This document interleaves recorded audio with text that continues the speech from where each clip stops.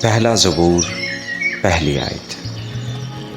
مبارک ہے وہ آدمی جو شریروں کی صلاح پر نہیں چلتا اور خطا کاروں کی راہ پر کھڑا نہیں ہوتا اور ٹھٹھا بازوں کی مجلس میں نہیں بیٹھتا، بلکہ خداوند کی شریعت میں اس کی خوشنودی ہے اور اسی کی شریعت پر دن رات اس کا دھیان رہتا ہے۔ وہ اس درخت کی مانند ہوگا جو پانی کی ندیوں کے پاس لگایا گیا ہے، جو اپنے وقت پر پھلتا ہے اور جس کا پتا بھی نہیں مرجھاتا۔ سو جو کچھ وہ کرے بار ہوگا۔ شریر ایسے نہیں بلکہ وہ بھوسے کی مانند ہے جس سے ہوا اڑا لے جاتی ہے۔ اس لیے شریر عدالت میں قائم نہ رہیں گے، نہ خطا کار صادقوں کی جماعت میں، کیونکہ خداوند صادقوں کی راہ جانتا ہے، پر شریروں کی راہ نابود ہو جائے گی۔ آمین۔ مقدس یرمیہ کا صحیفہ 13واں باب 12ویں آیت سے 19ویں آیت تک۔ بس تو ان سے یہ بات بھی کہہ دے کہ خداوند اسرائیل کا خدا یوں فرماتا ہے کہ ہر ایک مٹکے میں بھری جائے گی، اور وہ تجھ سے کہیں گے کیا ہم نہیں جانتے کہ ہر ایک مٹکے میں بھری جائے گی؟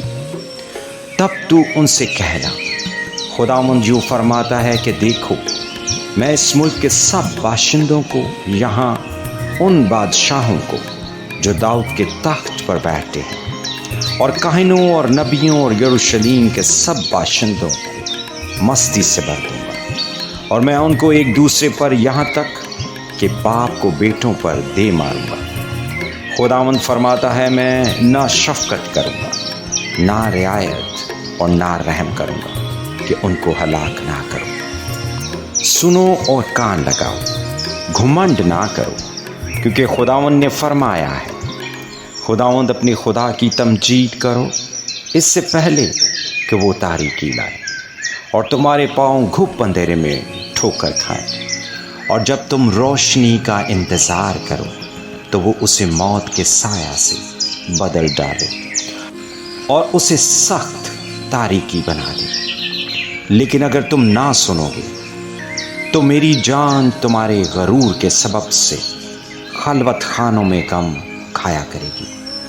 ہاں، میری آنکھیں پھوٹ پھوٹ کر روئیں گی اور آنسو بہائیں گی، کیونکہ خداوند کا گلہ اسیری میں چلا گیا۔ بادشاہ اور اس کی والدہ سے کہہ کہ عاجزی کرو اور نیچے بیٹھو، کیونکہ تمہاری بزرگی کا تاج تمہارے سر پر سے اتار لیا گیا ہے۔ جنوب کے شہر بند ہو گئے اور کوئی نہیں کھولتا، سب بنی یہودا اسیر ہو گئے، سب کو اسیر کر کے لے گئے۔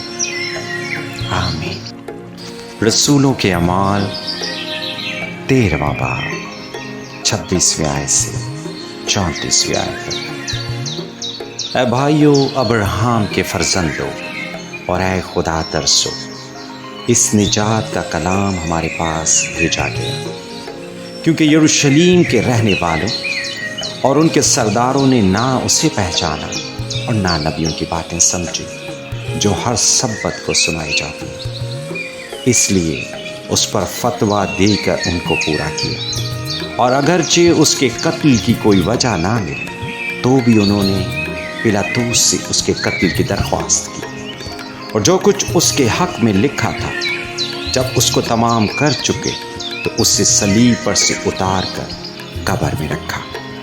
لیکن خدا نے اسے مردوں میں سے جلایا، اور وہ بہت دنوں تک ان کو دکھائی دیا جو اس کے ساتھ گلیل سے یروشلیم میں آئے تھے۔ امت کے سامنے اب وہی اس کے گواہ ہے، اور ہم تم کو اس وعدہ کے بارے میں جو باپ دادا سے کیا گیا تھا یہ خوشخبری دیتے ہیں کہ خدا نے یسوع کو جلا کر ہمارے اولاد کے لیے اسی وعدہ کو پورا کیا۔ چنانچہ دوسرے مزمور میں لکھا ہے کہ تو میرا بیٹا ہے، آج تو مجھ سے پیدا ہوا۔ اور اس کے اس طرح مردوں میں سے جلانے کی بابت کہ پھر کبھی نہ مرے، اس نے یوں کہا کہ میں داؤد کی پاک اور سچی نعمتیں تمہیں دوں گا۔ آمین۔